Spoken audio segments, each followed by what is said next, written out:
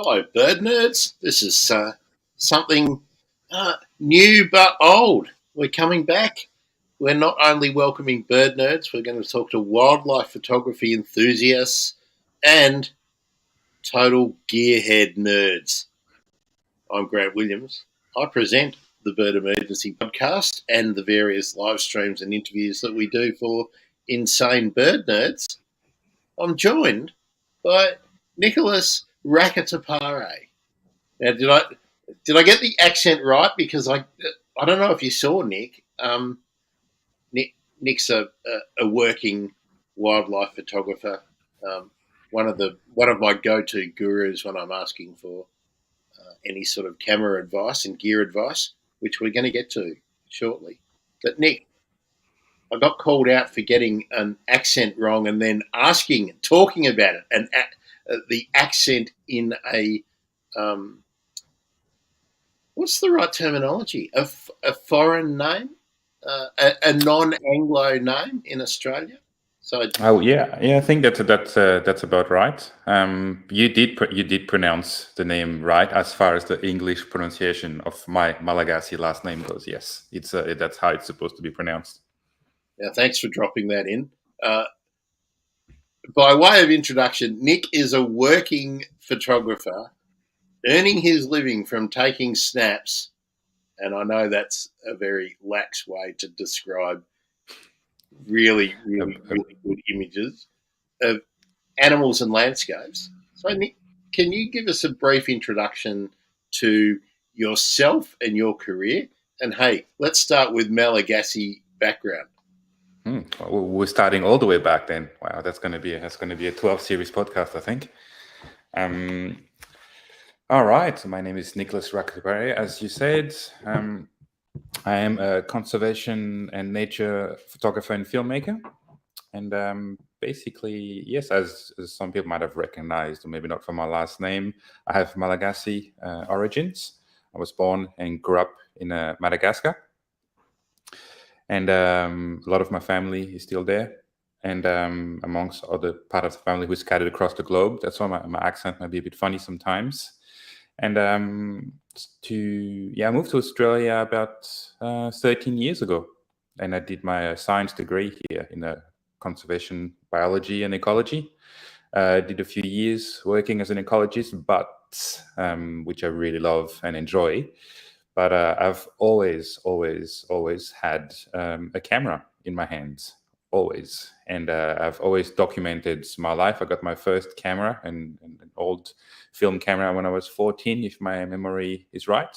And I've always it's a compulsive thing. I just documenting and my life. So it didn't start straight away onto the wildlife and the nature side of thing, but I've always done that. And when I moved to Australia 13 years ago and did my degree in science and ecology, that's when things really started to shape up for me. And when I really realized that there was potential for a lot of good to be done, both in photos and videos, and in that realm, in the realm of nature, conservation, and all the things, on a lot of field work for the university projects and things. I was always the one with the camera in hand, photographing both the animals and the people looking at the animals. And every time I would come back, I would always get the teachers, the universities, the staff, everyone being like, "Oh, there's some great images. We need this for that. We need this for that." Or then it's like, "Oh," the teachers would put me in touch with NGOs that needed photos, that sort of stuff. And that's when I sort of realized there's really something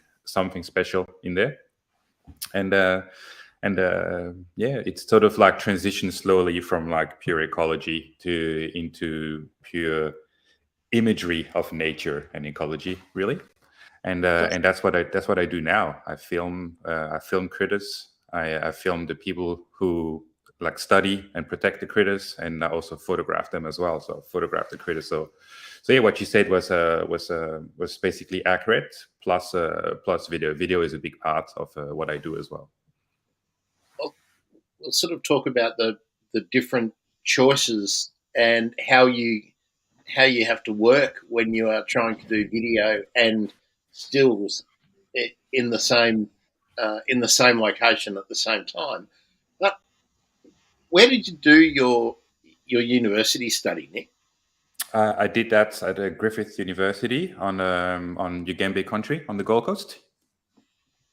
And did you go like straight through, like, or did you have some breaks, be they enforced or by choice, and and do some? Uh, the point of asking that is were you developing your photo skills and sometimes doing photography work, or just improving your skills and not attending your classes? To answer that question, we'll step just a few years before I arrived to Australia, because that's when I really started doing some professional work on the side. So before I studied ecology and conservation biology, I was studying software engineering in Paris. So I moved away from Reunion Island, which is next to Madagascar, which is where I finished high school. And the degree I wanted to do in software engineering didn't exist on the island, so I went to Paris to do it. But that's when the first sort of digital revolution started. Until then, even in the family, we had some very, very basic digital cameras. Most of my dad's like family photos and everything were on film. And but then the digital world started like expanding and changing. You started having entry-level digital cameras that were actually quite good, and you could use and do a lot of things with. When the Canon for me was the 350D. So their first, I believe that was their third iteration of that series, and it worked really well. I bought that, and then on the side of doing my software engineering classes and things like that, that's more when what you described happened, which the photography and things started taking over my life, to the point that the software engineering aspect of things was sometimes, if it wasn't something that really interested me, if, for example, like robotics, I've never been good at coding for robots, and so any robotics class, you would most likely find me taking photos instead of being in the robotics class. It's been long enough that now I can say that I can't say the truth. But yes, that's when I really started photographing. Again, it wasn't wildlife to start with, but I have this passion for creating images, and I was helping friends in studios. I was borrowing lenses, any small sort of photography odd job or opportunity. There was a skate convention down the road. I would go down and photograph that. And then I started photographing portraits and concerts for a small web magazine for rock music.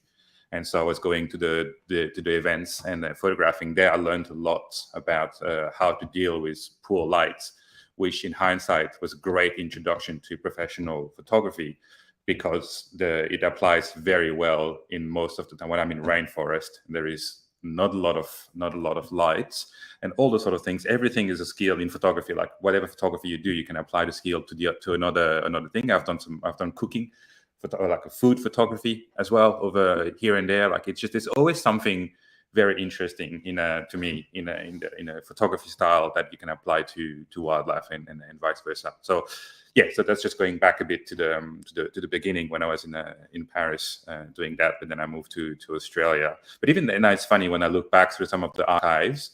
I was always photographing Paris. It's not a biodiversity hotspot, but every time I was in the park having a coffee or something, I was always intrigued and interested in the wildlife, and I was always photographing the herons, the starlings, anything that was around. I would photograph, and even before that, when I was in high school, there's often chameleons and things like that in the school. So I would always photograph the chameleons. What? I hope you've noticed an improvement in the sound too, Nick. While I was good, yeah. Because while I was playing around with all of the images, getting ready for today, I forgot to switch a setting back. But dear listener, I hope we're sounding better now. Nick, what was the best band you ever photographed? Just while I digress. Best in terms of it's a very subjective question. I know that's a very subjective question that requires requires you Wow. to Okay. pour out your heart. Wow. Because in terms of, I'll give two, just for two different reasons. In terms of my favorite band I photographed, because I really liked their music, and it was their first gig in France, I think, ever at that time. Pendulum. It's a drum and Oh, bass okay. band. Yeah. And they had this incredible LED wall, and just the atmosphere was just off the roof. It was honestly incredible. Like photographing that from the pit, it was awesome. But one, I think the band that where I got so taken by the band that usually when you photograph like that, you have an accreditation, and you're not allowed to photograph the whole concert. There's only one person that's allowed that. It's usually the band's photographer, because of rights and everything. So everyone that's here for a magazine or like a publication like I was there for, you're allowed like 1, 2, 3 songs. It's depending on the venue, depending on this. But that specific band was called I'm from Barcelona. And it's a band that has, I think they had up to like 30 people playing on stage at the same time. It was just absolute madness. And Mayhem. some concerts there were more people, less. But I was so taken so in it, and they were so playful with the camera as well. They kept on coming over. I had to get some wide angle shots of them looking down the lens. That at some point I completely forgot about the rule. Like I literally forgot which song what was, and I literally felt my feet lift off the ground because one security guard came through the thing and picked me up by the collar to tell me that I've like overstepped my time and I need to get out of the photography pit now. So yeah, that's probably my two favorite bands I've ever photographed. Now, the point of following up on photographing bands, I knew some people who were making a living photographing bands in the underground scene in Melbourne for a while, and um, it's a challenging environment because of the lighting that is applied in most concerts. So, was that a really good way for you to learn about light Absolutely. yeah. So what Absolutely, because cameras, and we're only talking like, I don't know, roughly 15 odd years ago, the camera technology has just increased. You can't compare what we're shooting back then with what's available now in terms of like low light and technology and everything. So yeah, it was great. It was a great school for that sort of things, because you had the pressure of time, only allowed 1, 2, or 3 songs, and you needed to get at least like you know 5 to a dozen publishable shots for the magazine or wherever you were shooting that for. And yeah, so that's, like I said, it's always something good to take in any style of photography. And for me, like concept was just working on the pressure and really being like super quick and super analytical of your scene, because you walk in before the concert starts and you're already like looking, all right, the lights are here, this is that, they're gonna come here, that's where the drummer is, I'm gonna try and get here and then go my way there. You sort of like plan ahead a little bit, so that helps a lot as well of getting familiar with that, and then being like, all right, I have those 2 cameras, this one is absolutely shocking in low light, I'll try and wait for hopefully there is a part that has a bit more lights, and this and same. We didn't have like the frame rate, which is how many photos per second the camera can take. Nothing like today. And I remember I was shooting mostly with a Canon 40D, which my memory is right, was 6 frames per second, which was fast. I bought that because it was 6 frames per second, and it was it's awesome. It's nowadays most like a lot of the high end cameras do 30 images per second, so you would get a lot more photos to choose from, and better in low light and everything. But yeah, it was a great school to do that and learn in that sort of like high pressure, dark environment. Well, let's sort of start to move through the running sheet and the questions that I'd prepared. Mm-hmm. Can you tell us, Nick, how would you describe you as a photographer and your style, and perhaps what you prefer to focus on, and what is your sort of current uh, career career aim? I mean, what jobs do you like to do? That's really Okay. what I'm asking you there.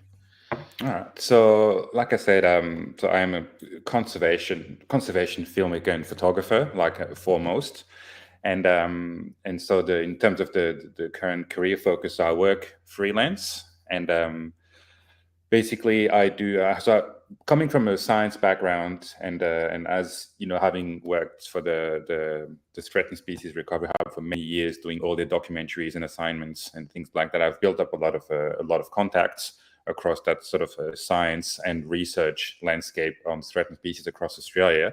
So I do get people calling me back that I've met on those assignments, needing more photos, more videos, new projects coming up, new threatened species being listed and things like that. And that's probably what I like doing the most. In terms of going out on a project, on assignment, and photographing both the critter and the people working on it, whether it's like research, protection, and all that sort of like sphere. But because I like that dual aspect, and it comes back to the conservation biology, which has a huge human element in it, and it's always very interesting to see. And I love meeting the people that have dedicated their life to protect or research that specific animal or ecosystem, and often like I benefit hugely from like talking and having that aspect to document as well, because then it helps me a lot gathering a better understanding of the biology of that animal, so then I can go on and photograph the animal. And because sometimes shots wouldn't happen without the knowledge, especially when it is a short amount of times and things like that. As an example, I would give you, because that's a shoot I did recently that worked exactly like that. I did a video on the chakura, which is the great desert skink, and I'd never seen that species before. But I had some shots in my head, and I was like, when I would like a shot of one. They're a social reptile, and they often come out at the end of the day near their like communal burrow system, a bit like sort of smaller system than wombats, but similar. And they would come out, and I would love like a photo of one at sunset sitting next to its burrow, and without the researchers being there and spending a week with them, I don't think I would have, in a week I would have gotten enough time to just by myself get that shot. So working with them, we got some great photos and footage of that species for that specific video, and to build onto to build around what they needed for their sort of awareness on the threatened species.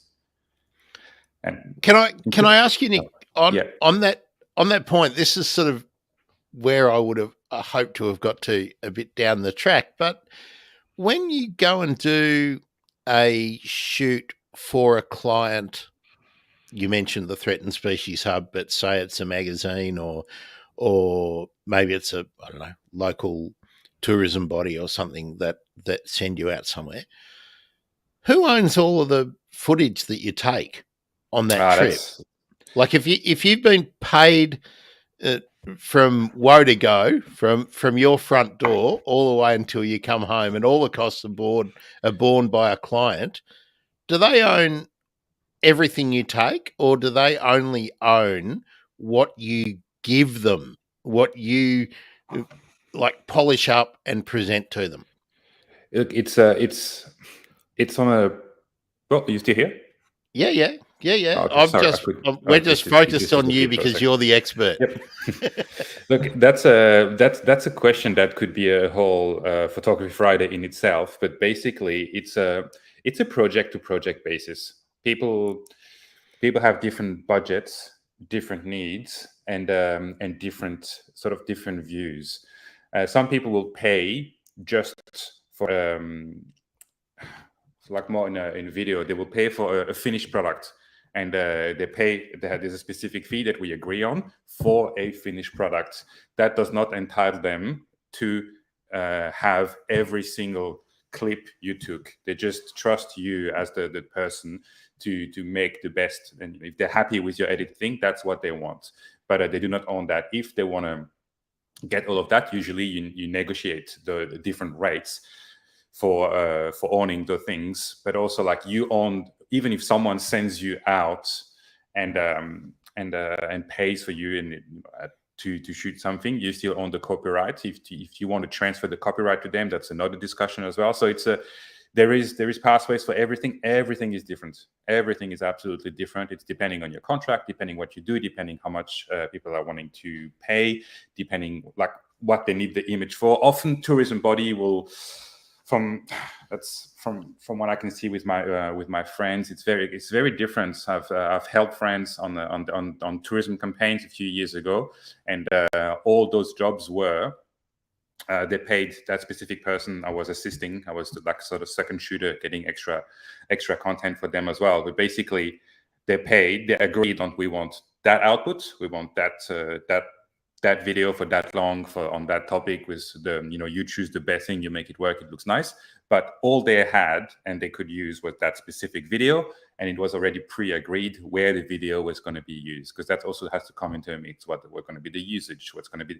It's all like licensing. It's a huge thing. We could talk about it for hours. But to answer your question simply, it varies. It's very, very varied according to, again, it's something that you discuss at the contract stage of things. So it's very different to, say, if you are creating as a staff writer or a musician signed to a label or publishing company or something, where all of your output for a period of time is owned by the man. So, how hard is it to learn what the boundaries are, Nick, for how much material you should be handing over? Like, is there a tendency when you're beginning? And that's the standpoint I come from. So, viewers, welcome, by the way. Feel free to put a comment or a question in. That's kind of why we're doing it. But I come from an absolute beginner's point of view. But I hope to be able to earn some money, or to get some benefits through adding photography to what I do by having people pay for me to go places and talk about stuff and maybe host events and whatnot. But how hard is it to learn? How much to give away, Nick? Oh, that's something. It's nowhere in the books. And again, because I am self-taught in all that area, I've never done a photography class or a filmmaking class, and my background is in ecology. But it's something that you learn. You learn along the way. There is now really good resources everywhere online. People are getting very transparent with how things work and how things should be priced. There are grids that you can sort of look at. I believe the AIPP used to have like the Australian Institute of Professional Photographers, I believe. They used to have a great sort of like a grid of some like a usual rates that should be done for a specific job. But again, this is just a guideline, because this will depend entirely on you, your relationship with the client. There's so many things that come into play for that.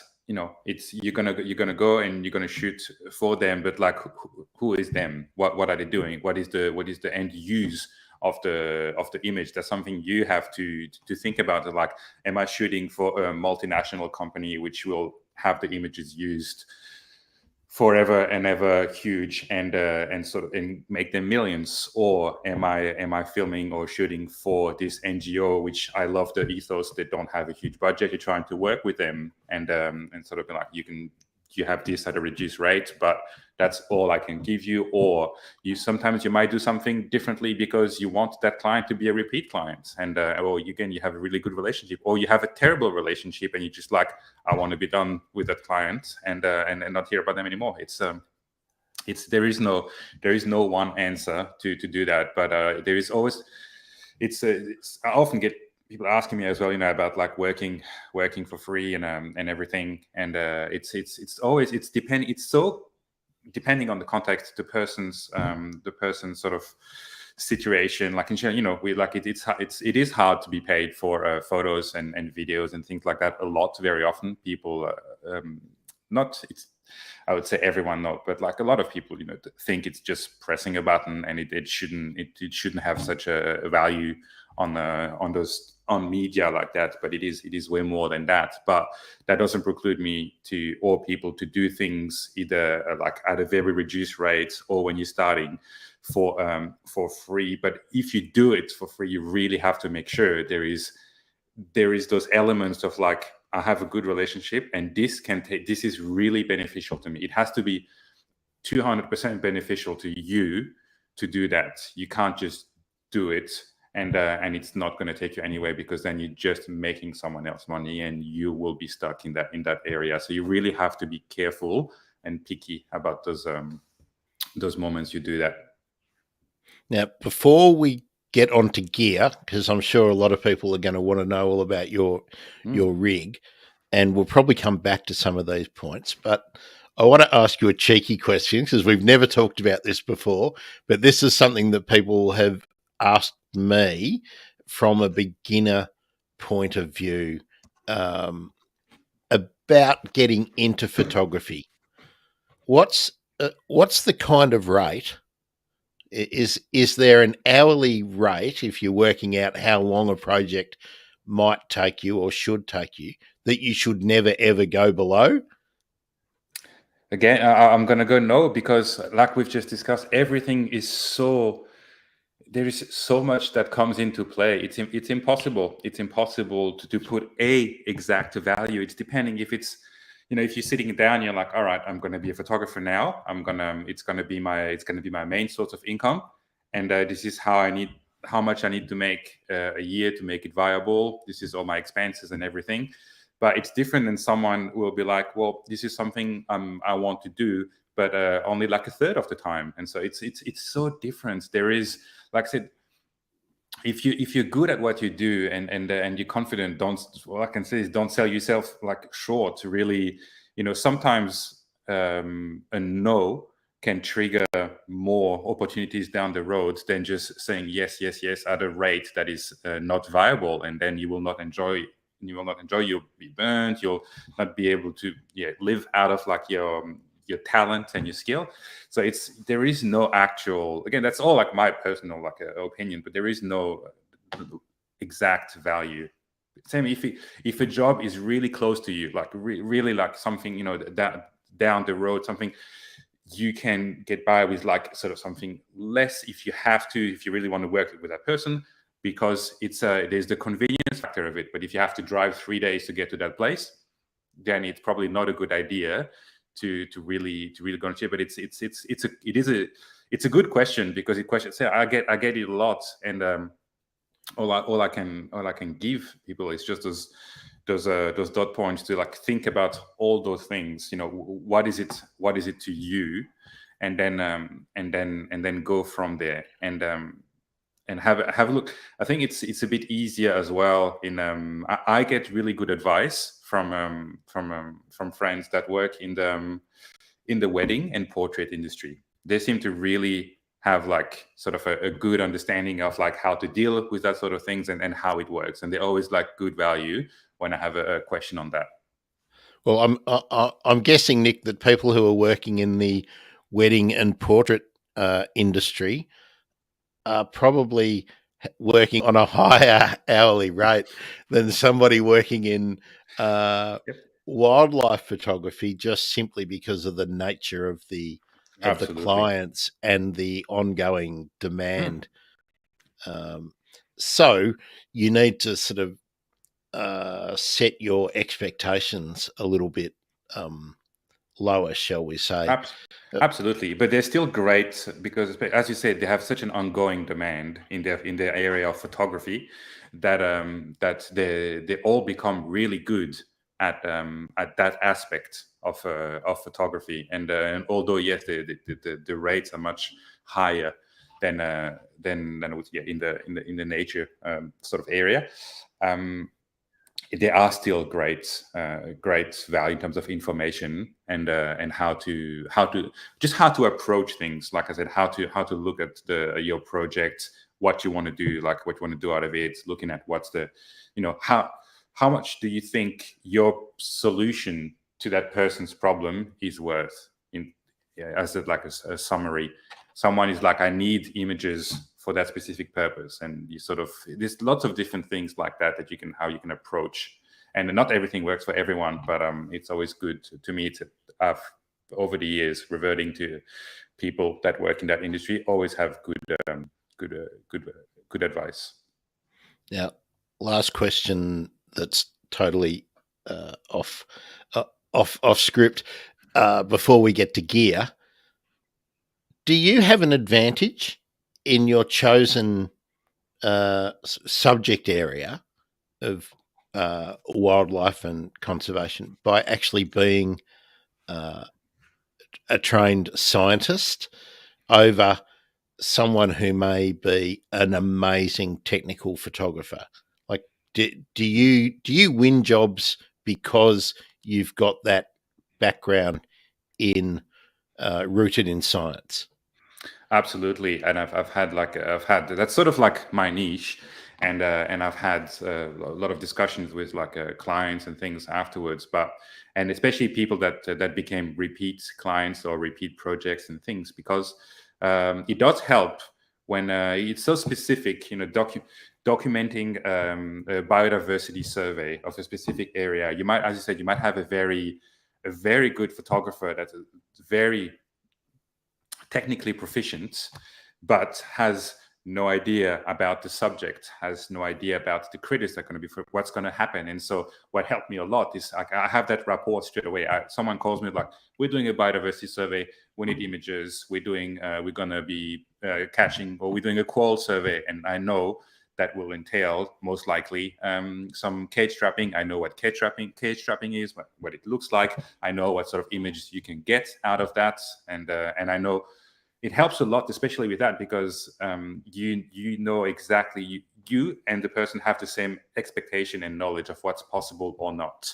It's happened to us over the years when we're working with some broadcast producers that weren't on location and not very well versed into the fauna and the critters, and asking for shots that were absolutely impossible, asking for like nocturnal marsupials to be out in the middle of the day for long periods of times and things, and the fact that I know the species, I know how it works, I know about how people care for it, like everything around it has really helped me in that specific example, like reasoning with a producer, being like, all you have here is impossible to get, and it would be actually detrimental to the story because it's showing something that's completely wrong, and telling that person, this is how we're going to shoot, this is the different areas we'll get to shoot, this is the different shot list we'll provide, and it will work in the end. It's always worked. It's never had an issue where it actually didn't work in the end. But it's just that, yeah, to go back to your question, it is a massive advantage. It's the same to being ready to. We've had like a long time ago some filmmakers that sort of had issues with or photographers working in remote conditions, not knowing how to deal gear wise with 7 days camping in the Pilbara, for example. Not being able to sort of prepare themselves for 7 days. What's the power situation going to be like? How are we going to deal with this? And it's all the things are the skills go from science and like field biology to photography and wildlife photography. It sort of creates that area where I can talk. And even on the field, it creates a good relationships with the people I film and photograph, because they know that we speak the same language, and they can trust me, and that's how sort of you talk about your style of photography. And again, that's slightly separate to the wildlife because it's documenting people who study the wildlife. But I really try and go with that because I know what's going on, and I know what to expect, and I know, all right, we're going spotlighting now. This is the sort of shot. This is how the light is going to be, and that sort of stuff. I feel like I'm less intrusive than someone that would have like no idea, because I know exactly like what I want, what I need, and what's going to work. And through that, it's I think, yeah, we have really good times on the field with the people I photograph, and all that knowledge. And we can talk about the species as well that we've seen. We can talk about the work, what animal we've tagged, and all that sort of things. It just creates this sort of like niche for me to be able to work efficiently and positively with all that whole like nature and science sphere. You're out there with your tribe. That's it. Yeah. Out there with people that are like-minded, with people that are doing incredible work, and through that, it just makes and that helps a lot because it's when I used to tutor field biology, and you would get first-year students on their first field trip ever, which is very different than their annual camping trip with their families and things like that, and I used to tell them, like the attitude is about like half the work. If you're like positive and things, like everything sort of will follow. And yes, it is difficult condition, and it's the same. And it's the same. I've had shoots in areas where you woke up in the morning, it was already like 39 degrees at 7 in the morning. You had slept with a fair few. You shared your tent with a lot of centipedes. As soon as you went out, you had about 1 million flies going up your nostrils. And when the fly would take a break, all the sweat bees would come around. And I've had some very, very funny moments trying to photograph people and trying to be silent, filming while you have flies all up your nose and ears and your eyes, because I can't always wear the net because it's hard to see the screen sometimes. So it's all of those like things. If you're ready and you know what's going on and you're used to it, makes it easier for everyone to do that. All right, well, we're just about to leap into gear, but All right. Nick, are you responsible for some of those fantastic quoll release videos that get about on social media? There is a fair few. I have done a fair few myself. It might be, might not. I'm not sure which ones, but I have done a lot of animal release. It's a great shot, and it's something that's really well done on mobile phones as well. So I used to do some classes for scientists, like workshops on how to sort of the tips and tricks of the trade to get good shots on your mobile phone, because I can't be everywhere all the time. And those slow motion release shots are absolute delight. Usually they're great. Unless you have a quoll that's decided to zigzag behind every single one of your cameras, and then stop at the edge of its den, look at you, and go slowly back in. It was a very interesting experience. Yeah, I had 3 cameras rolling, and I have exactly 0 seconds to show 4 on that one. But that's how it is sometimes. Quoll. You just can't get enough quoll. Quolls, incredible, and yeah, incredible animals. Still learning, like I'm still learning so much about them, but and how like a difference they can be. I've filmed and photographed northern quolls in the Pilbara, which were quite the aggressive critters coming out of, like getting them out of the traps and thing. Had to be very careful. Whereas the same species, but in North Queensland, I was told, oh, they're the ones that they get the volunteers to train on because they're so relaxed, and I didn't believe it until I saw it, and I've never seen a quoll so relaxed in my life. So yeah, they're fascinating animals. All the Aussie critters are absolutely fascinating. All right, well, we've been promising it. Let's get into gear, Nick.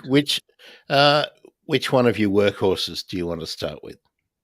All right. Well, I'll start with my workhorse, because I told you to get 2 images, but one is current, one is not yet. So my workhorse, and that's the camera I've now been using 4.5 years, is the Canon 1DX Mark II. That's the one that's popping up on the screen. And I didn't put the X on it, so that's my mistake. The EOS 1DX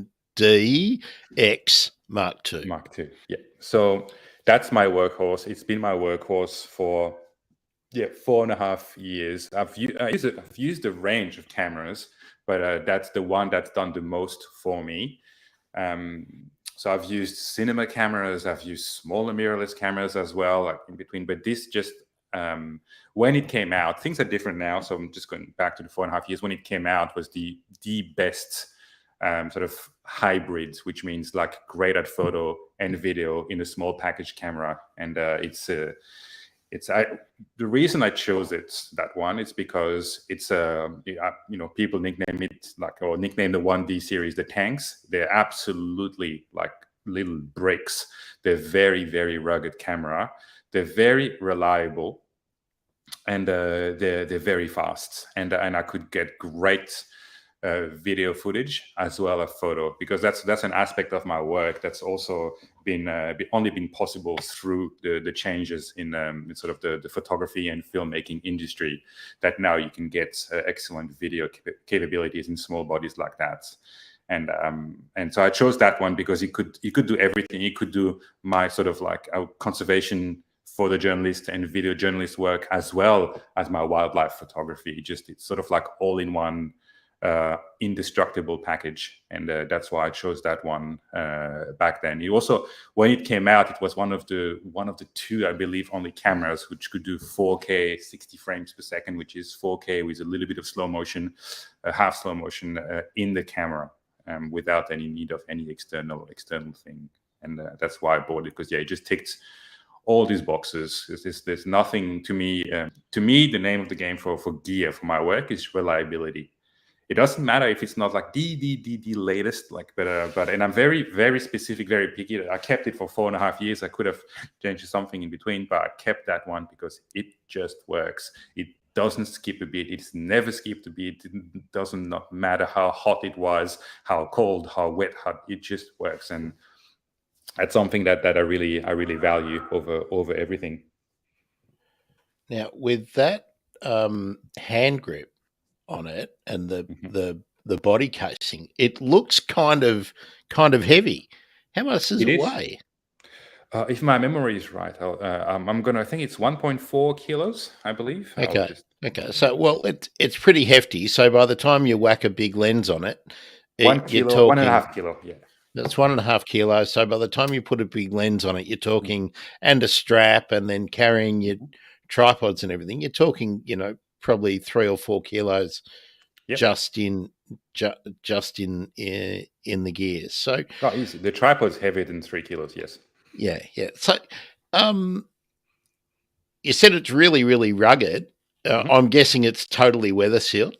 Absolutely. Yeah. Okay. So it's an absolute workhorse and a beast. How long does is the battery capacity of it, and how and importantly, how long does it take to charge? It's again, it's very depending if you're shooting video or not, if you're doing long sequences or short clips and things. But it's long, it's long. I can't remember. I believe the battery is rated for 1,200 shots. Again, it's maybe my memory is tricking me because I haven't looked at it. But the simple way to answer is that it is very sufficient, very, very sufficient. I have 2 batteries for it, and I've never needed much more than that, because I've always had some sort of as well extra power supply, something alongside with me where I could charge. But I believe it's over 1,000 image on a charge in terms of still images. And is there a limitation of how long you can take a continuous video?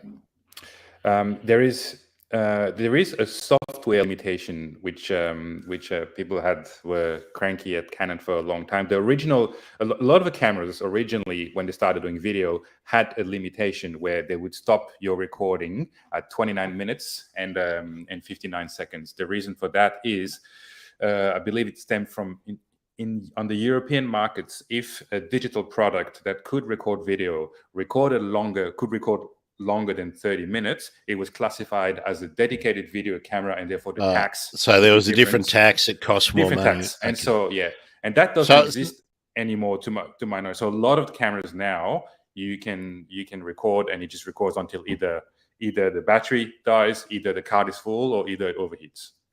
Okay, so I always thought that it was because of the overheating issue, but if it was nowadays. But for some models, it could be an artificial constraint because of Absolutely. Yeah. uh, Literally, it stops recording. You press record again, and you get to go for another 29 minutes and 59 seconds. So does that mean someone's worked out a software hack for most of the popular models to get around that? Well, no, I believe it's just that now that tax doesn't exist anymore. They just don't. Because They just don't have it. it's such a sort of integrated video photo world on the cameras and things. So that's why that tax didn't exist, and a lot of cameras continued stopped doing that stop recording. Canon continued for a little bit longer than everyone else for some reason, but yeah, on the newer models and the one I'll talk about a bit later, there is no limit. It's only limited by either space, battery, or heat. Well, should we talk about the other body, or should we talk about some lenses? We'll How talk about we about do the lenses, let's and then yep, I'll talk to you about the. go back to the body. Okay, so okay, well, let's start with the first one you told me about. This one. Well, this is very simple. That lens. If I had to just have one lens for the rest of my life, it would be that one. And I often get like people like looking at me with big eyes. They're very surprised. To me, that's again, because I shoot Canon. Every brand is different, so I'll just stick with that on this one. And this is for my specific work and anyone doing science communications and science media. This is a hidden gem. This is an absolute hidden gem. It was introduced to me many years ago by a friend who works in time lapse and hyperlapse photography. For the same reason, he was like, that lens is so underrated, and but it's great for me for different reasons that it's great for him. But basically, it's an L lens, as you can see with the red ring. It's weather sealed, has really good optics, but what it has, it's also like on the sort of, again, I'm going to say cheap. Everyone has a different like concept of cheap. It's a very subjective thing, but in terms of like how the price of lens, it's quite affordable. I think it's at the moment it's might have go back up a little bit. I'm not sure anymore. I bought that one so long ago, but you can probably find it for like less than $1,000. Yeah, around, yeah. Secondhand, even like less than that. But what's really handy and why that's my favorite lens, and if I only had to have one, I would just use that one. It has, it's hard to see like on the photo, but in the corner there is a small macro switch, and so basically you take the lens all the way to 70 mil, you enable that switch, and it does some magic with the optical formula inside, and you can get not 1-to-1 ratio, but you can get so close to your subjects. And it's absolutely amazing because for me, 24, great to set the scene, film the people. 70 to get up close. So I've got the whole range to get my wide shots, my medium shots, my tight shots. But then I often dealt with people holding small animals. It could be holding a small a Delma. It could be anything, an Antechinus, looking at the topaz, and I was able, without having to change the lens at all, to get all my shots from like my wide angles at 24 all the way to tiny shots filming things that were a few millimeters across, and always one lens. And that's why for me it's my absolute favorite lens. And it's also before nowadays a lot of the cameras have in-body image stabilization, which the DSLRs generation, like none of them have that. And so this 2470, it's an f4 lens, but it also was stabilized, which was very handy for me for video, whereas the 2.8 version wasn't stabilized back then. So it was a trade-off, sort of light versus stability. But that macro feature, I use it all the time. Last week I was photographing some orchids, and I don't have to get the macro out or anything. That's the one lens. It's great. Fabulous. Yeah, we'll talk a little bit about macro when we get there. But do you want to have a look at the other Canon lens next? Yes. Yeah. All right, this one, as we discussed before, Wikimedia was a bit cheeky. That is not the photo is mislabeled on the website. That's a 1635 2.8 on there, but the lens I have, as you've labeled correctly, is the 1635 f4, which is a great sort of a complement to the lens I've just talked before. Again, it's an f4 lens, not the fastest, not the 2.8, but it makes it more affordable. Also, again, the reason of stabilization, it was at the time the only 1635 that was stabilized in the Canon range. So to me, it was great. I used that to get even wider shots, to do landscape shots, and it has a pretty small, so short minimum focusing distance for a wide angle, which is quite handy when you find the right critters. And I should have given you the image, but that I'm going to mention now. But recently, I won one category of a photo competition with a photo of a skink that was sitting on the buttress roots of trees in the rainforest in North Queensland.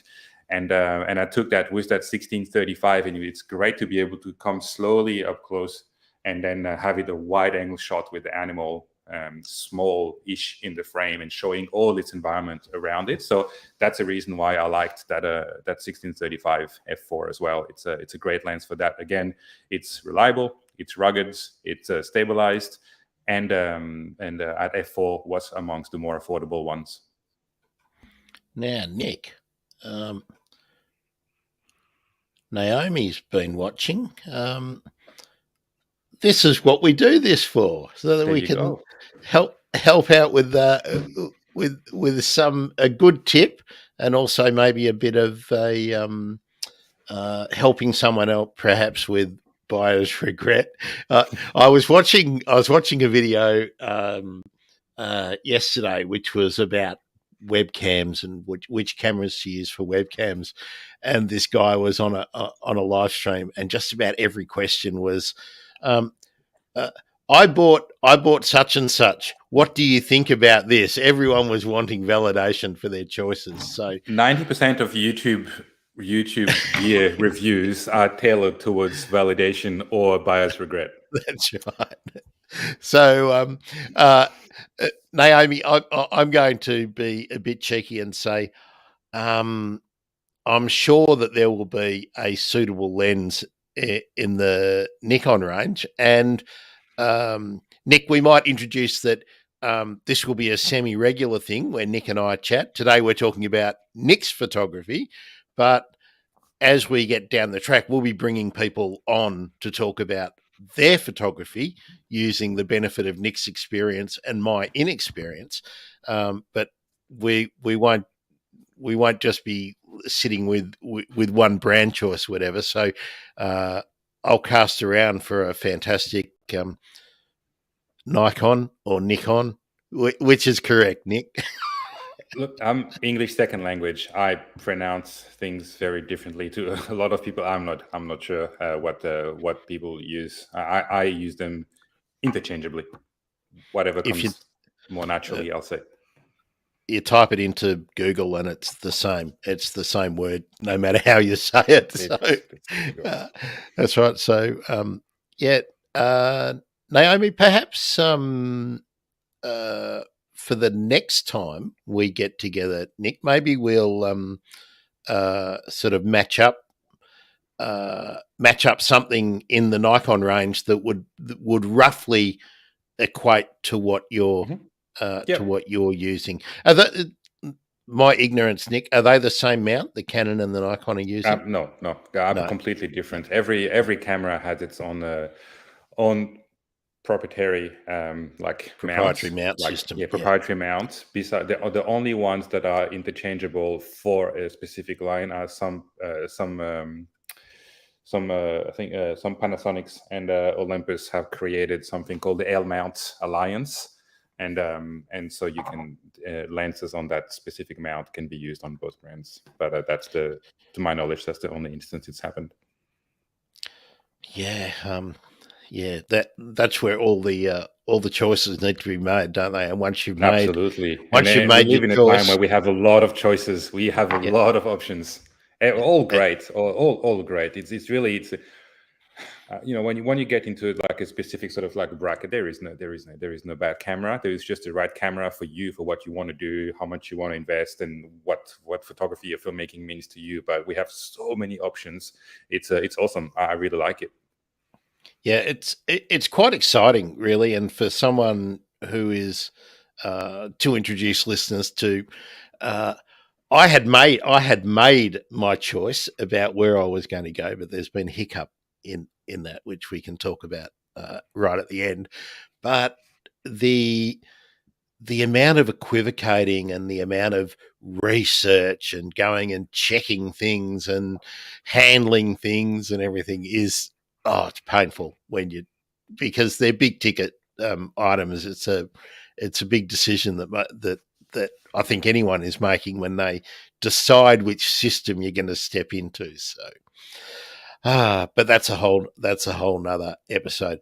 Do you want to talk about the macro this time? Yes, if you have it. There you go. So There that's quite an interesting one, because amongst my friend and things, I'm renowned to use for that specific lens. For the reason is that it's Canon's original 100mm macro in the EF mount, which would be for the most of the current digital camera, bar the really, really recent one. So in the EF mount range, that lens came out in 1990. I have one from 1990. It has the absolute. I'm going to say it doesn't even really have autofocus. It's not stabilized. It's not an L lens.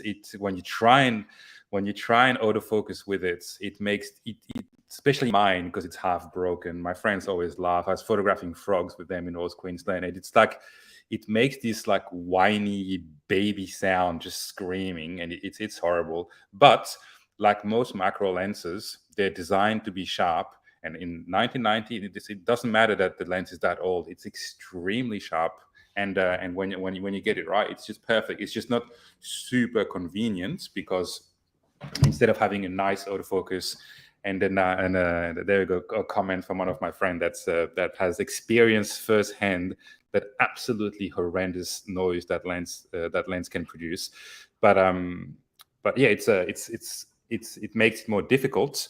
But then it's great. It's great optically. So I still use it, because I just like to use things all the way, really, until it's really completely unusable. And especially because pure macro photography is not part of my work.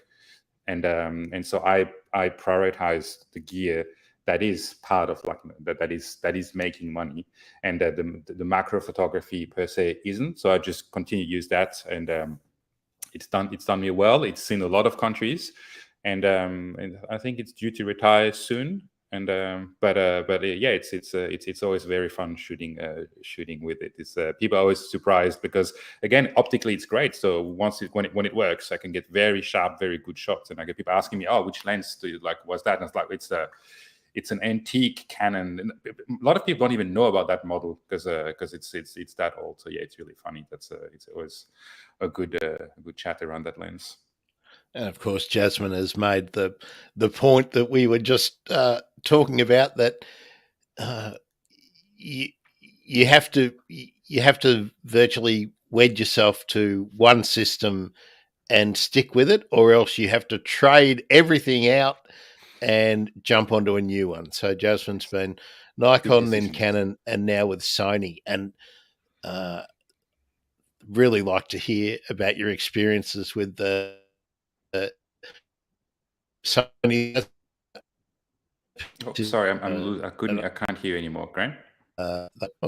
You can't hear me at all. It's just connection wise, it's dropping somewhere. Okay. It seems to be back. Maybe just a bit of a packet loss. Back we are, I believe. I think. Are we back?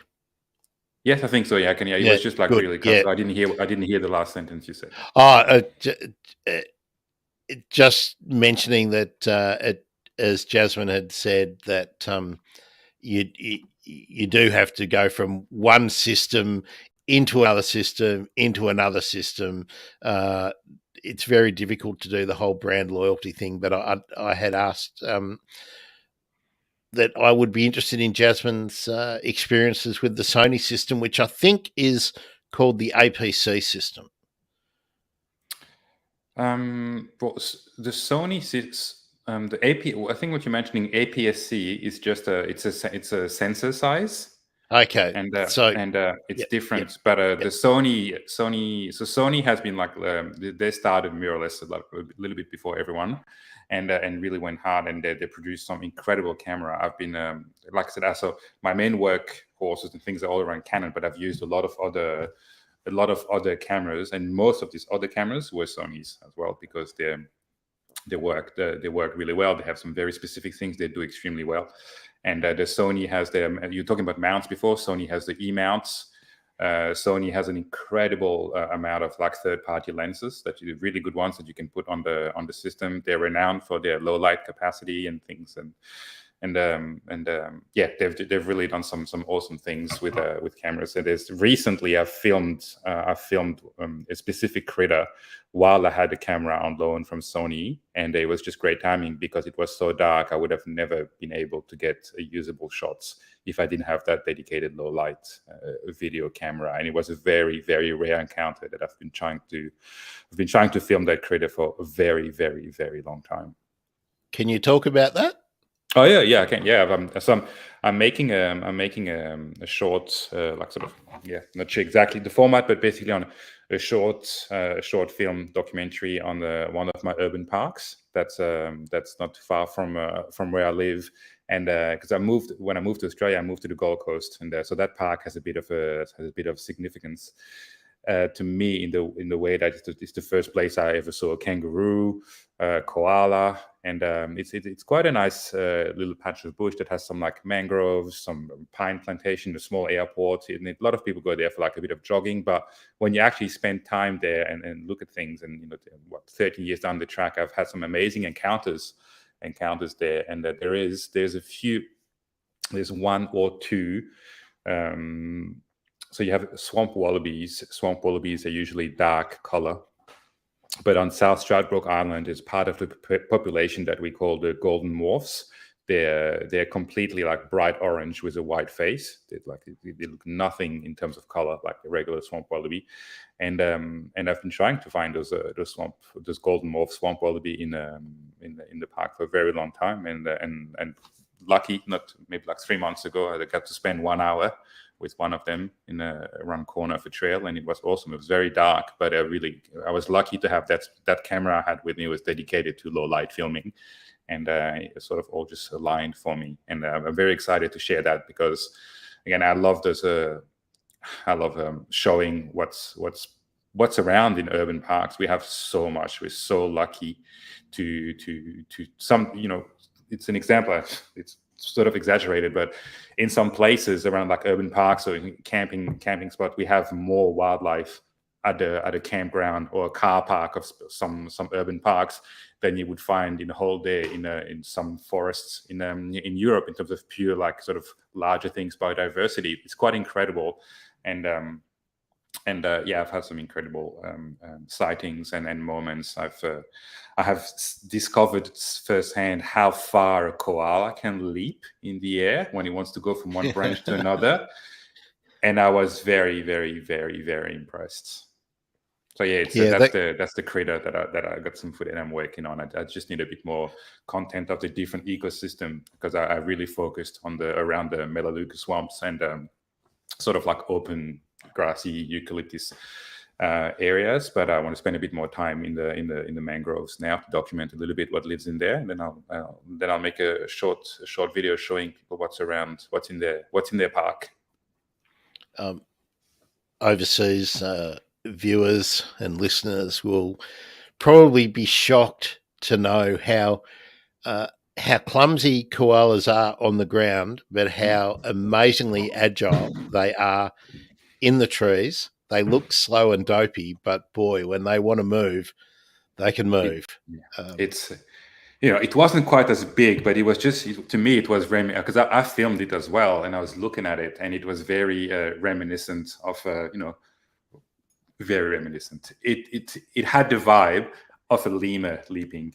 It wasn't as agile or anything, but it was very impressive, because I've seen a lot of koalas over the years, but that one, which was a few days before that encounter with the swamp wallaby, that encounter with that koala was the most exciting and a most amazing encounter I've had with a koala, because when I first spotted it, it was just swapping trees. It was on the ground, and yeah, it was absolutely. And again, a bit of luck involved. I had the right gear with the right lens and the right everything at the right time, which doesn't always happen.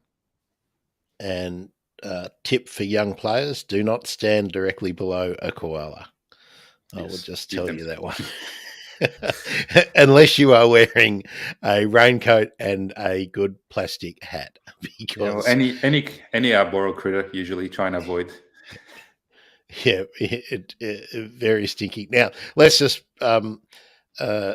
make note. Jasmine loves her Sony's. Just got a second body, and I think that's what tends to happen. That you're happy with one, you get the next one, and then you start collecting lenses.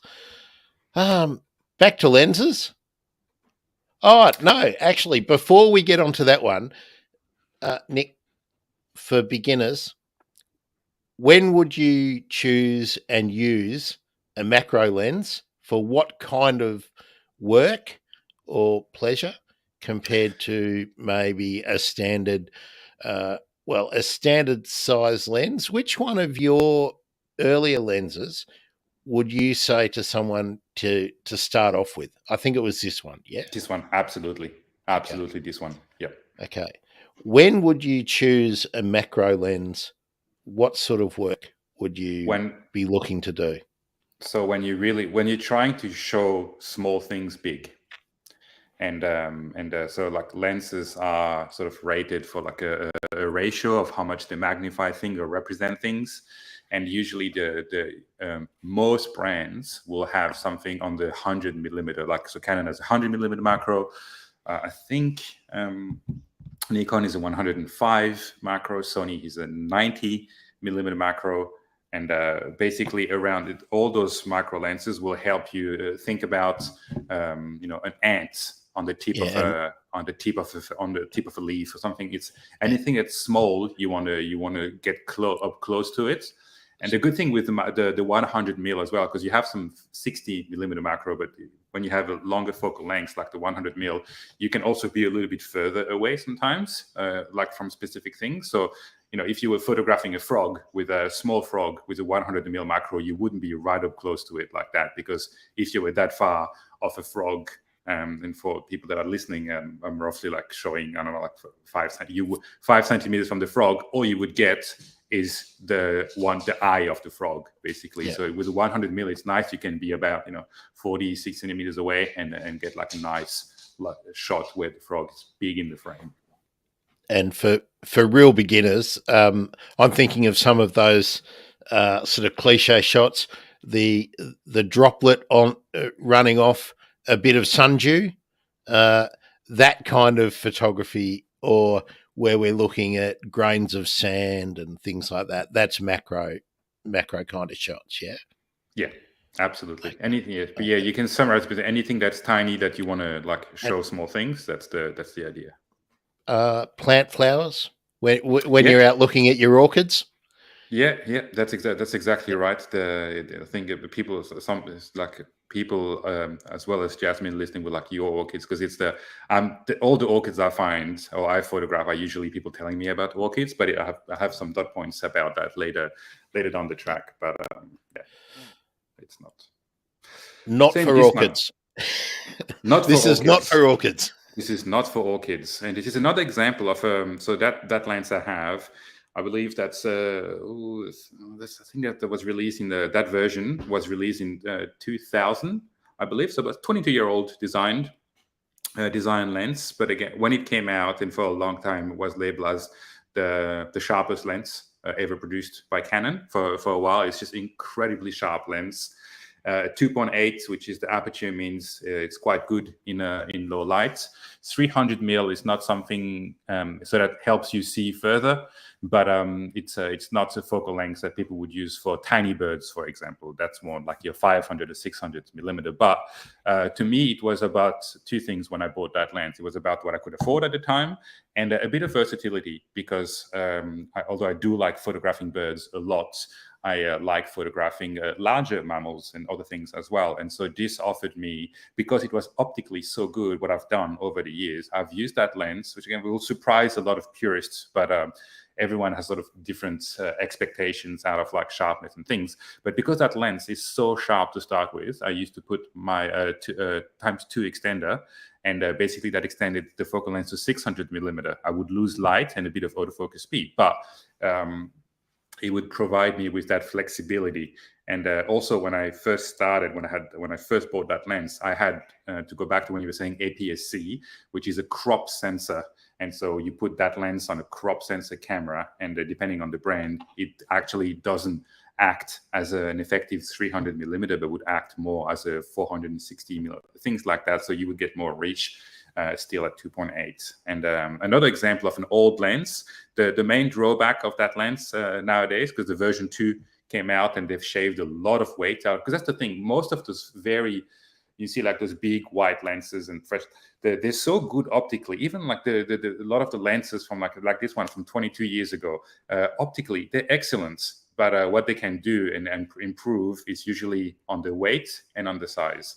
And so the new one, the version 2 of that lens, is way lighter than that. I was going to ask you, how much does that weigh? This one, I believe it's either 2.5 or 3.5 kilo. Yeah, so something. It's significant. It's significant. It's significant. Yeah, which is always part of the trade-off that you have to make, especially if you're traveling. How much can you either carry, like if you're trekking, and the other thing is, how much can you afford to pay for in excess baggage? Because I'm sure that's always a consideration. It often is, and but it's depending on, like you see I see those photos of people like shooting for huge production, which they will literally have 50 plus like baggage, and when I've spoken to people where their excess luggage budget was in excess of $30,000 for a shoot, just on excess baggage, that sort of things. I'm not at that point. We're not talking about that, but I'll answer shortly. But it will also be, I think there'll be a lot of people interested in a dedicated sort of chat about all the tricks that you can do and how to adjust everything to be able to fit everything. Basically, I can give you a few quick tips, but it's not always possible. But I might not make friends here. If you go on a photo trip somewhere, photographers always have a fair bit of kit, and things will always be like borderline on the weight, things like that. Don't fly Jetstar if you can. It's because they will wait for you at the door of the boarding with their little scale, and there's no way they'll let you in without weighing everything. But also, you're likely to get on your flight to Los Angeles, and they'll send your baggage to Singapore. So it can happen. I have avoided them as much as possible for that specific reason. I've had just for the weight side of things. It's just it's down the track. When you make your calculation, it's cheaper to get a ticket with another airline that's slightly more expensive. But then when you have your luggage, you have more cabin allowance. They're a bit more like relaxed and things.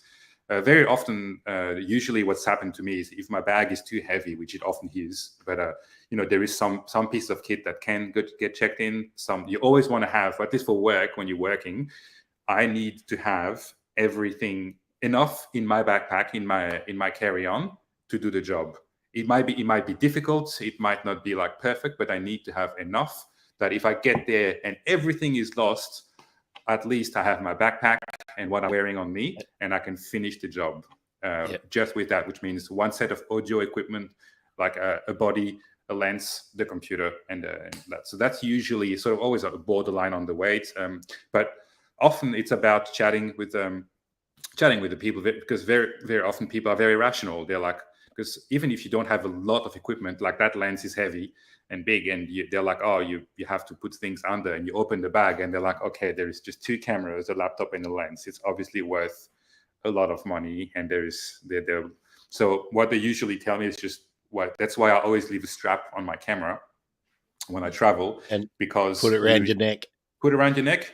They're like, look, put it around your neck, and then it doesn't get it. That's what I always get advised by the people at the check-in. Put it around your neck. It's fine. It is what it is. And then it gets a bit uncomfortable, but it's okay. I would rather that.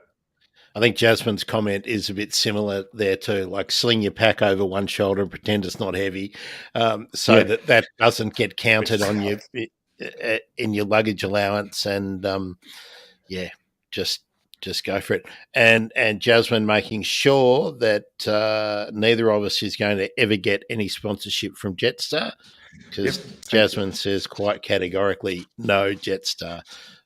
She would have a lot of experience in traveling with photo equipment, so yeah, I would listen to that advice. But yeah, it's just, again, I sat down, did the math, and looked at options, and it's the little things, the little amounts, because now a lot of airlines are competitive, and the little bits you sort of save just make everything more difficult for you as a photographer, make everything more difficult for a range thing. You have more risk associated to your travel and transit time.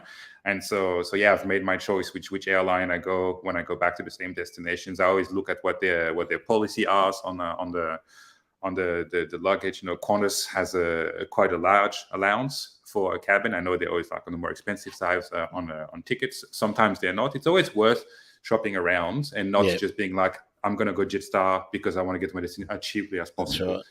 It's sometimes it's all you can do, but I've had flights where I was in a 7-seater and they've told me you have 2 kilos allowance on your lap. So all I had was like at that time I had like a Canon cinema camera, just like the cinema camera on my lap, and everything was like put on it. But it's a bit different because you can see the people putting it, and you can be sure that 7-seater aircraft is going to the right island because you're in it. It's, you can talk to the pilot. The pilot is right in front of you. You can be like, "Are we going to this island?"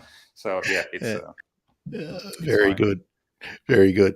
Well, before we get off gear and into talking about the good stuff, all the shots, in your current setup, which we've been talking about.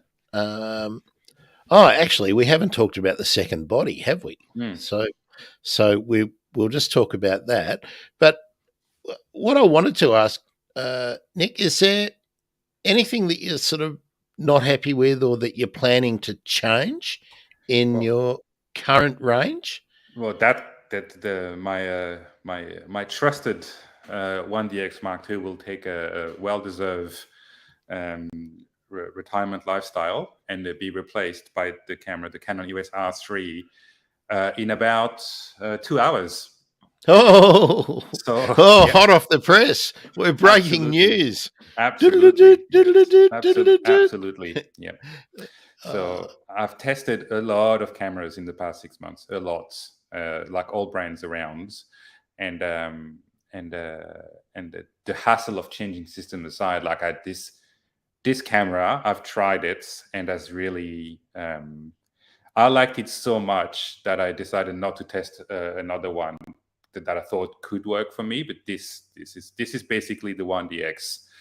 The 1DX in a mirrorless version with all the new technology advancement 2022 can bring, basically, and it is much lighter. So it has the grip, but it's just a kilo, which is quite incredible when you have it in hand for something that has such a good ergonomics.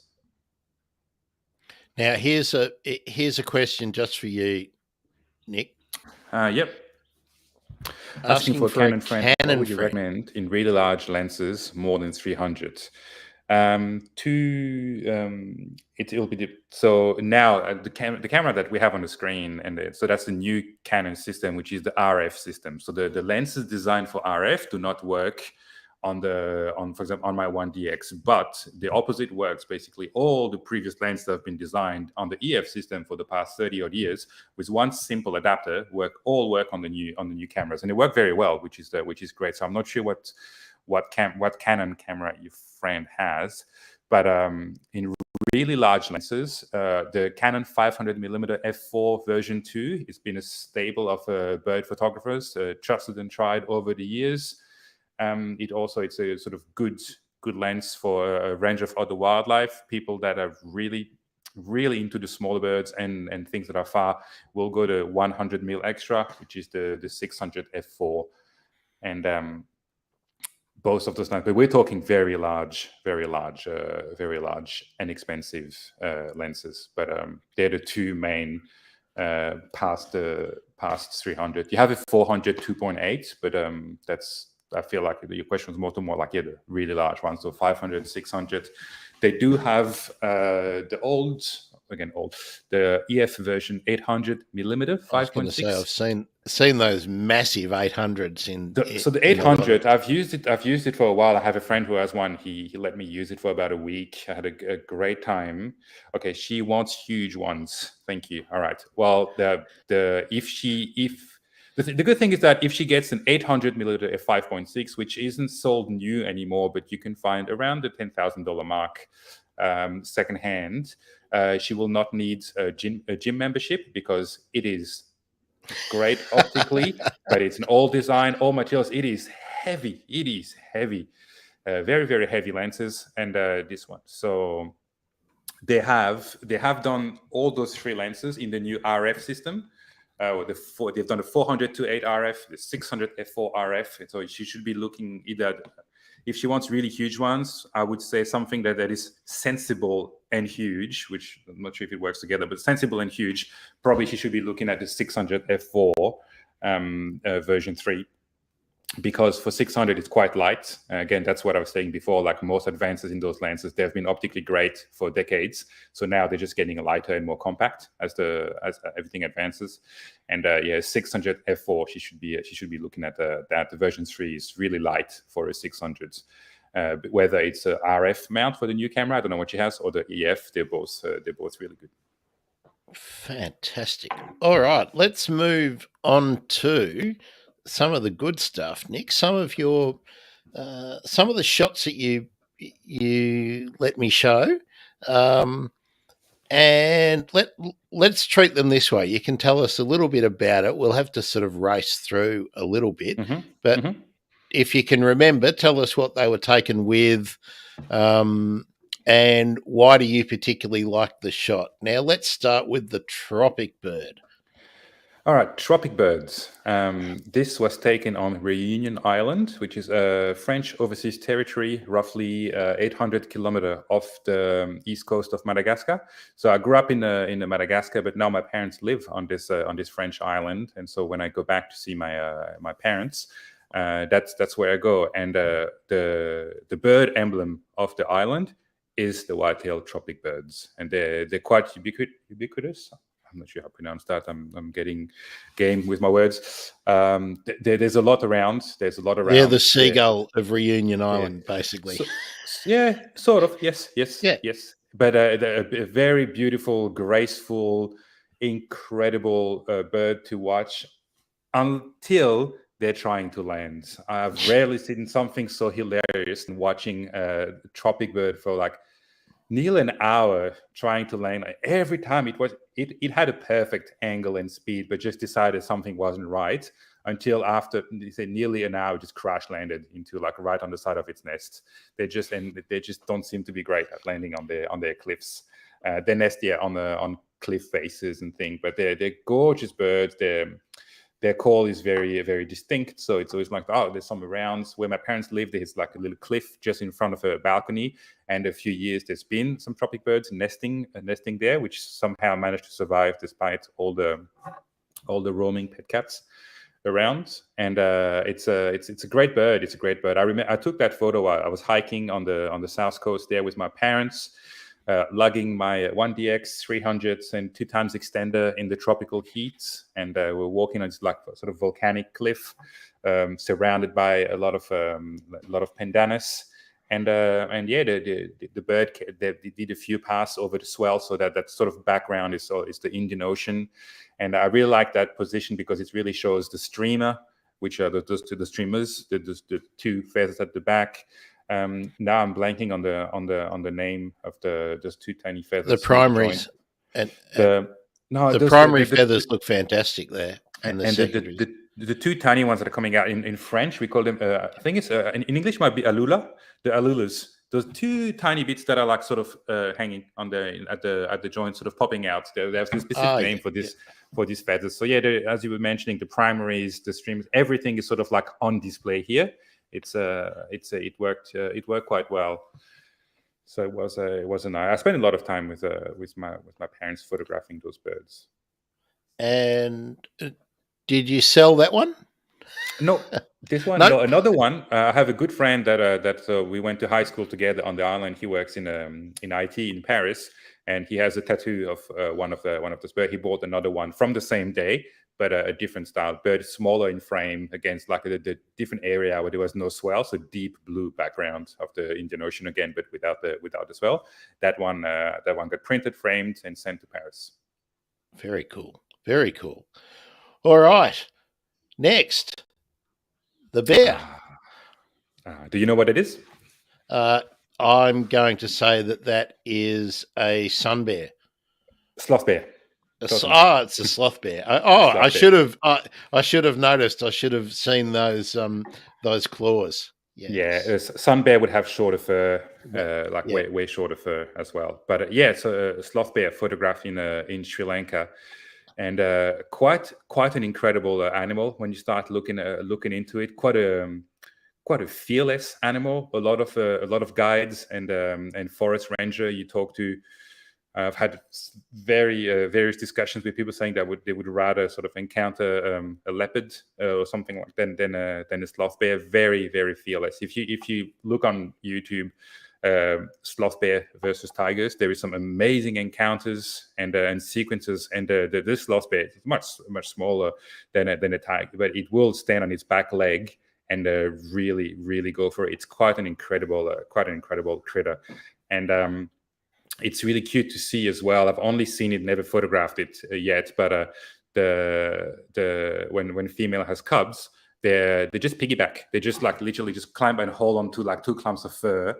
And so there's often you'll see photos of like the two little ones like just hanging onto the fur and like looking to the side. It's quite a stunning animal. And in this one, it was a bit of in terms of the photo, it's one of those times where so I had my 300 with the extender, so which actually it's a prime lens, so I can't zoom in or out. It is what it is in terms of the focal length.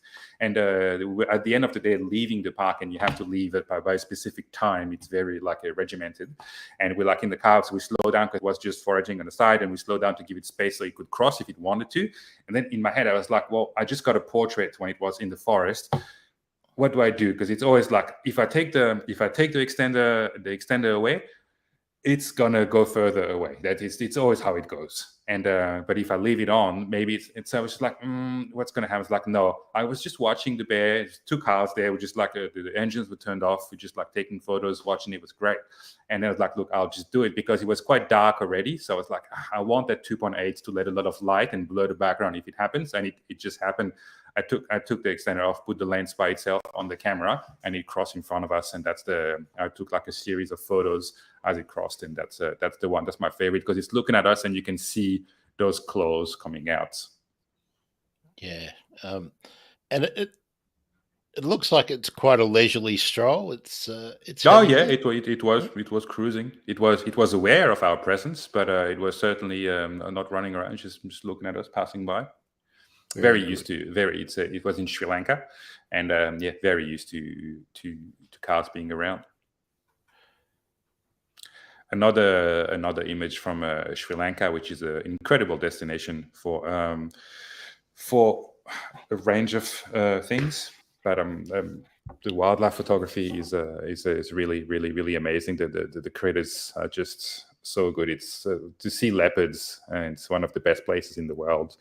And this is one of my favorite leopard. If my memory is right, that's YF32, also a nickname Arya, and after Game of Thrones, but quite a young female. I think just left her mom maybe like maybe a year before that. My memory, I have all it in my notes, and I'm in no way an expert on big cats, but I'm trying to remember what I was chatting with my friend who studies them and had all the information, because I know the code name and the name of the leopard because they've been following a lot of the leopards, and they look at the pattern of the rosettes and dots to be able to identify them. So that's why we knew who she was and sort of how old. But yeah, another incredible. There's such a beautiful cat, so sleek.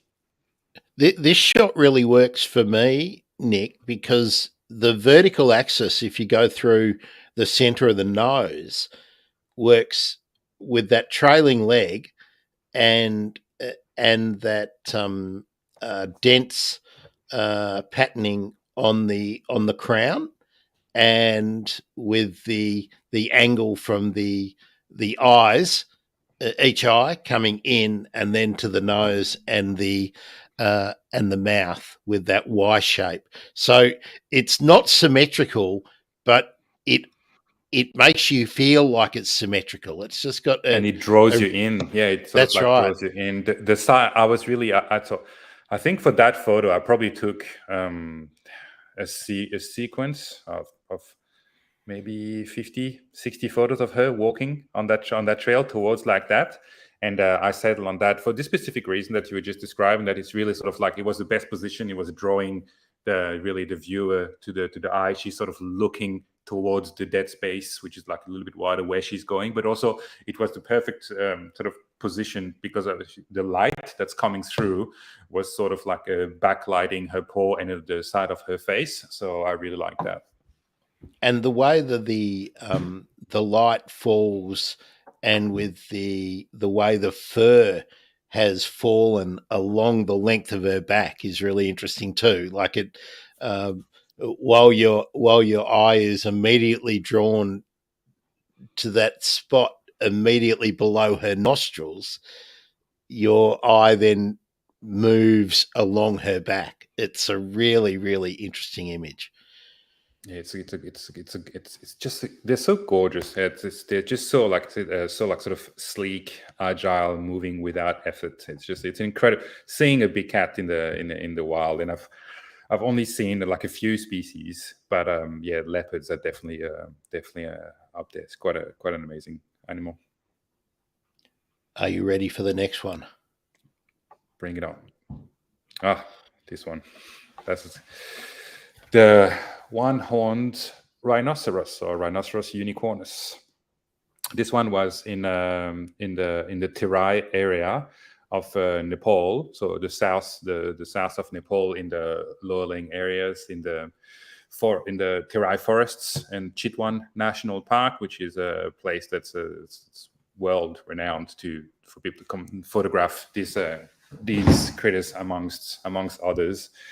And that was on my second trip there, and one of my best encounter, but also one where the heart raced a little bit, just a little bit more than usual. Because again, that's with my 300 2.8, but with the 1.4 extender, so not a 600 mil. That's virtually uncropped. And what happens is that, so if you see the background, there's the background is the grass, and so at night, you have the town where you stay, you have the lodges, the village, and you have like the Rapti River, the main river system that goes through there, and that sort of makes the boundary into the national park, and you get like a little boat and go across with your guide for the day, sort of thing, and you can also like go down the rapids and then hike back through the park to the village. And often at night the rhinoceros will cross the river and go and have a little snack in people's veggie patch or backyards or things like that. It can happen. There's footage of them being a bit lost in the village as well. But what happened there is that we caught one on its way back into the national park. And but because the river has a fair bit of current flowing through, and you like on this dugout canoe with like one of the guide has a pole to try and sort of navigate you, but usually you get in and you sort of like follow the current. It's really hard to go backwards or turn, but we saw it arrive, so they tried to place the boat for us to photograph it, but by doing so we actually beached the canoe in the middle onto like sort of like a gravel bank, and we were stuck there, and this happened to be exactly where the rhino wanted to go. And so I could see that it was making everyone a little bit, it was like the four of us, the two guides were quite uneasy trying to unstuck the boat. So I was already we all had like I guess an escape plan in case we had to, because they're pretty, you have to give them, it's a 2-ton giant that can sprint at 55 kilometers an hour with terrible eyesight, but great smell. Sense of smell. So you have to be a fairly as with everything, you have to be respectful. You have to give them space. That's why we use long lenses. And but in the end, we got a bit tense. But then the boat sort of like dislodged, and we managed to like turn around in perfect timing as the rhino entered the water and then lifted his head a little bit. And that's why. So to go to the aesthetics of the image, what I really enjoyed is that you had the sort of like dry, wet parts of the rhino, the fur on the ear. There is some raven poop on its back as well. And all those little things on the high resolution file, you can see there's some flies around the horn, and see how like all the folds of the skin as well. It's quite incredible skin they have those rhinos. It's quite something to see that species in the wild. Yeah, the fringing of the hair on the ears and with the light passing through that is really interesting. Was this a trip that you were commissioned to do, or was it one that you did for pleasure? So that was a personal trip. Sightseeing. This one. Yep, sightseeing. All right, let's bring up the next one. Dear. Again, I think I'm gonna ask you for all the random quiz like that, because I know you know your quiz well. Do you know what that is? Well, it's a gecko or it's a snake. I can't tell enough on the small screen that I was looking at it on. It has has eyes like a gecko, I think. So am I right? It's a gecko. Yeah. It's I know the scientific name. I believe it's a mossy leaf-tailed gecko. I believe that's its common name. Yes. It's endemic to Madagascar. It's in the Europlatis genus, unless taxonomists are trying and have. Oh, they've probably changed it by now. Probably changed it by now. But last time I checked, which was a while ago, it was a Europlatis, so it could be probably still Europlatis sicerae.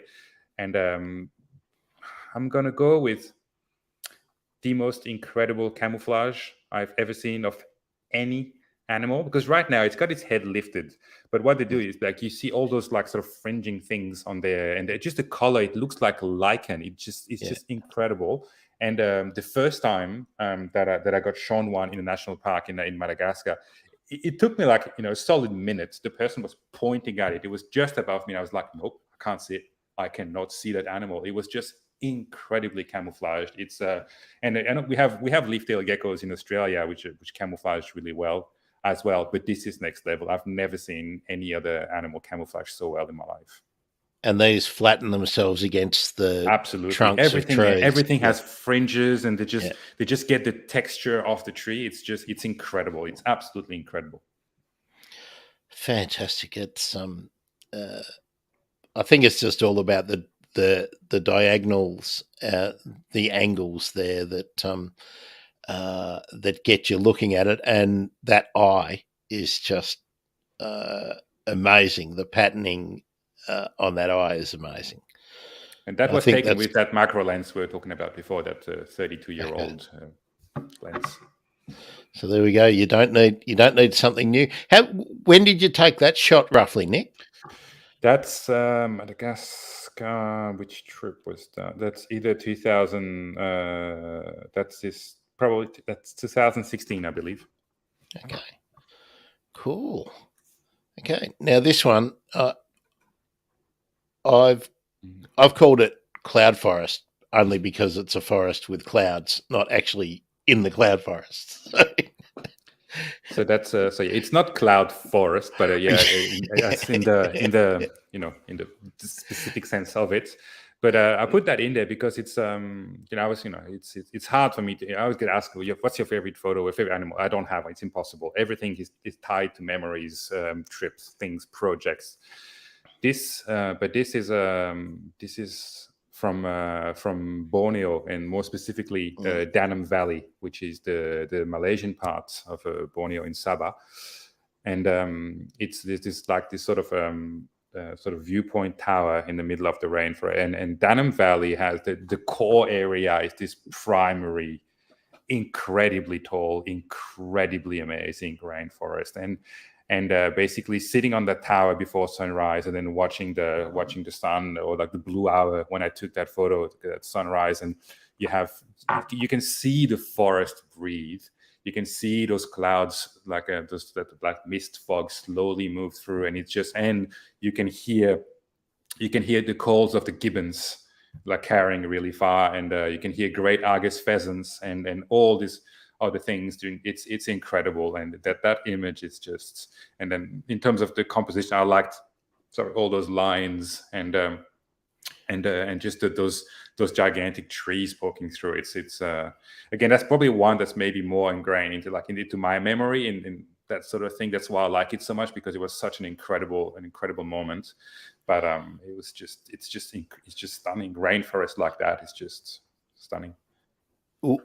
What I see, apart from the cloud and the canopy, or the canopies in there, is that it grids nicely into thirds vertically, but also into quarters if you use the horizontal lines. So it's technically a really cool picture. It's I agree. I think I was drawn by those different lines, layers, and things. Yeah, and of course, then you have the diagonals as well, which work left to right and right to left. So with the two at the top. Yeah, that's right. Great place. It's again, it's a cool shot, and it takes a special eye to actually notice it, because most people would probably be walking, going. And not even notice it. All right, they're all overseas shots. We're sitting in Australia, and here's an Australian one. And I chose something for Australia. I chose something that I assumed not. It's not the first. That's an ornate cowfish, and I do not believe that's the first thing people think about when they think about Australian endemic wildlife. But it is. In Australia, it's probably my favorite Australian endemic fish.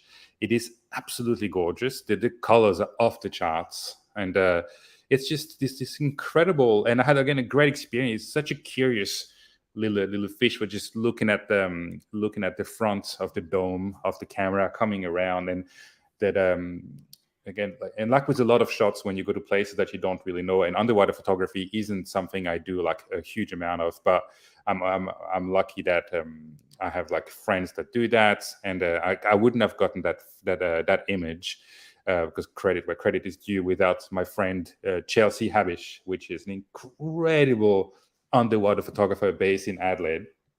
Her work is just absolutely stellar.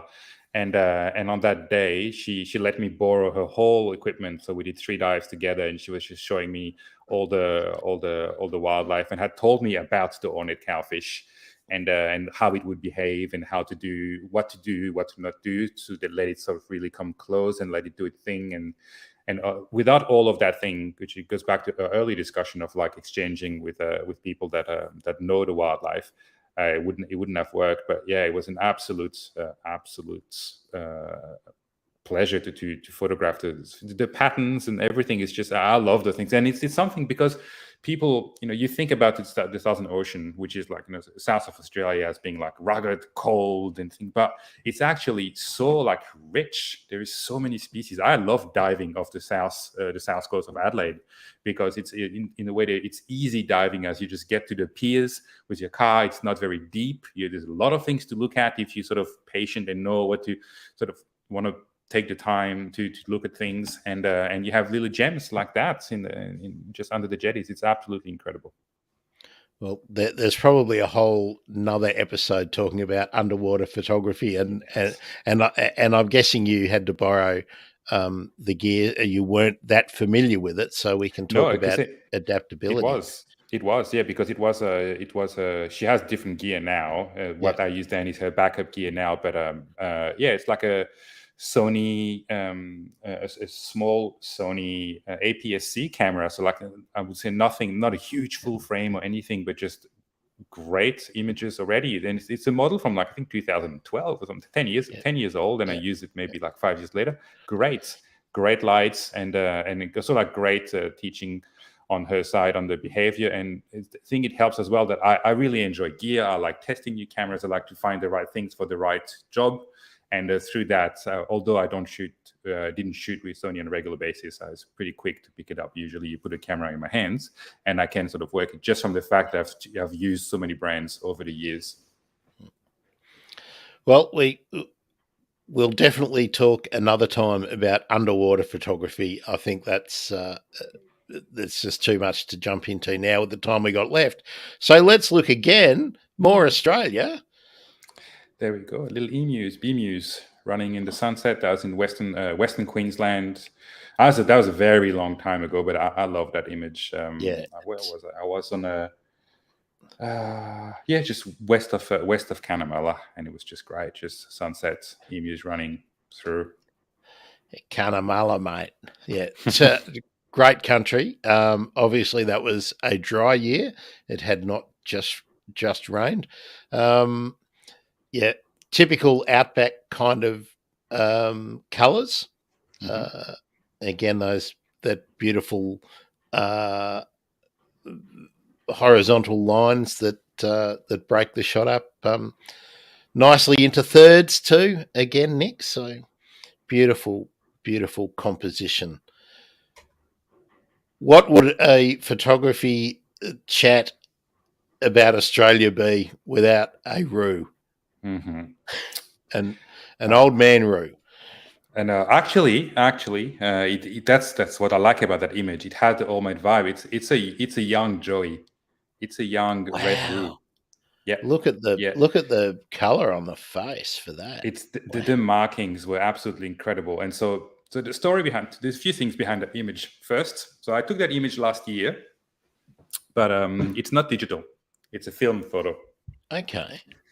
And so yeah, so it's a film. It's shot on Kodak Gold 200 with my I have a Canon EOS 1, so some sort of 1D version, but not D because not digital. But it's a 30-plus-year-old film camera that I use on a irregular basis. But and this young Roo is a rescue. So I was with carers in the Channel Country in Western Queensland, and it was one that was old enough to be in the sort of soft release pen, and so I was just sitting outside with a cuppa and watching that Roo, and the fact that it was pretty close like that, and the light was gorgeous. It was just looking at me, and so I had the 300 2.8, which was perfect to make that to do that framing and to have that blurred background at 2.8. I focused on the eyes, but being filmed, I did my best to focus on the eye. You never really exactly know how things will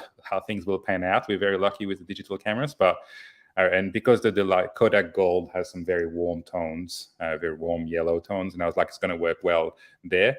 And but yeah, absolutely love that those markings. That he was nicknamed Noah because he was brought in after the floods. He was found after the floods. Well, I think he probably had a difficult time because for such a young animal, he's got very old soul look about him. There's Doesn't something special about his look. Yeah, it is incredible. Yeah. I just wanted to throw something non-digital in the mix as well. Yeah, no, really good. Well, next time we talk, I think we might revisit that picture. I've got a few things to say about it, but time's going to beat us today. I wanted to talk about this one because this is a great bird photography photo. I think this is what a lot of bird watchers want to get when they are going out on a trip. An iconic bird in an iconic action, not so much an iconic pose, but an iconic action. So tell us about this one.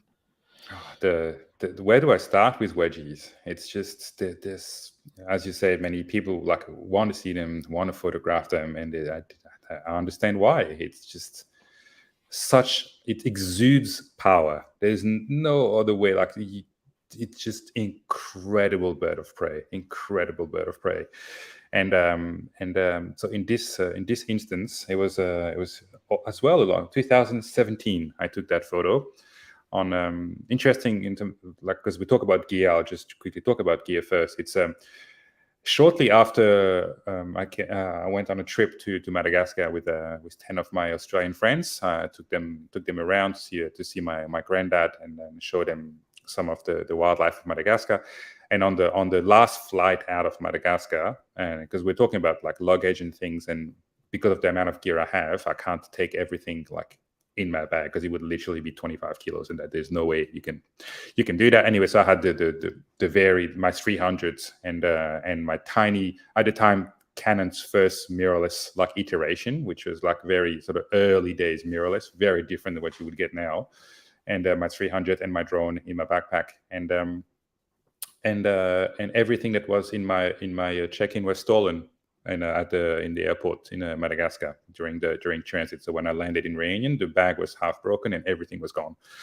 And so all I had when I did that trip shortly after, where I was doing a bird survey on the Udnadara track in South Australia, sort of like linking South Australia towards Yulara in the Northern Territory, and yes, all I had, that camera now resells probably for, I don't know, $200, something along those lines. It's very, very simple early days, like 5 images per second.